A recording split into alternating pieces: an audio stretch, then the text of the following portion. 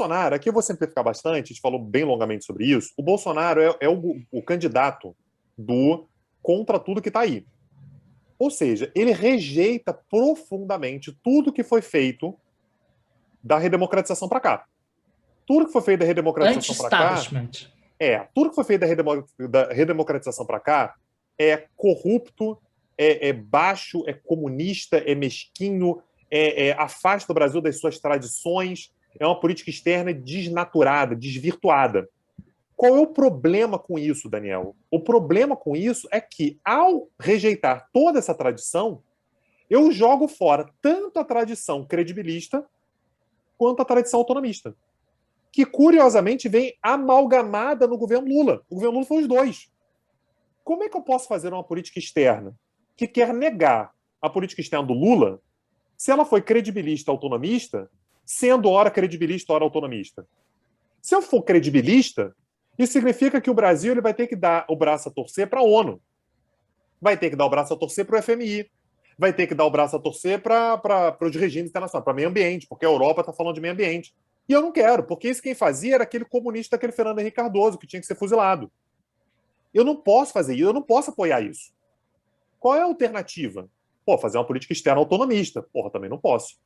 Por que eu não posso? Porque o Lula era autonomista. O Lula estava lá conversando com o país comunista, estava conversando com a América Latina, e eu não posso fazer isso.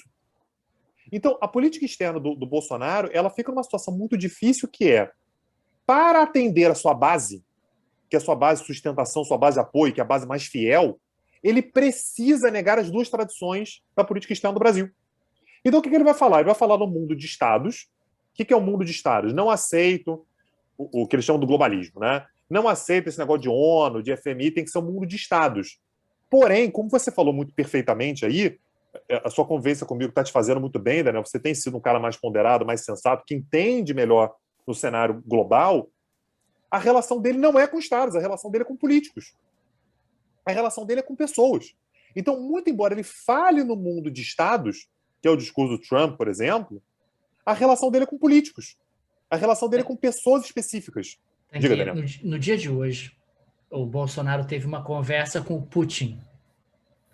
E depois dessa conversa, ele declarou, olha, tivemos uma conversa muito proveitosa. Eu com ele, sem a intermediação de organizações. Isso a gente está falando de 6 de abril. Ou seja, falamos sobre a Sputnik V e tal, sobre a possibilidade de vacinas, etc., como a gente vai entrar aqui na sequência, sem a intermediação de organizações. Hoje, 6 de abril de 2021, ele continua com essa mesma linha de argumentação, de que você faz o relacionamento com pessoas, com líderes específicos, você não precisa nem desse credibilismo, nem desse autonomismo. Repara, a aula estava pronta já, tá? Assim, eu não fiz esse argumento aqui por causa da situação do Putin. Mas o fato é que ele estrutura a sua política externa como política doméstica. Só para deixar claro, eu não estou querendo fazer aqui, o Bolsonaro é o primeiro a fazer isso. Todo mundo faz isso, tá? Todo mundo. A política externa sempre é a política doméstica. Sempre, tá? O Lula, quando estava fazendo política externa, estava falando política doméstica.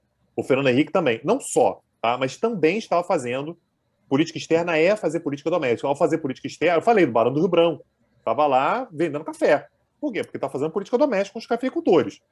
Qual é o problema? A política, ao fazer política doméstica aqui, ele precisa agradar uma parte da população que rejeita tanto Lula, quanto Fernando Henrique Cardoso, quanto Collor, quanto Itamar Franco, quanto Sarney. Isso significa não ser nem credibilista nem autonomista. Ao não ser nem credibilista nem autonomista, eu tenho uma política externa oca.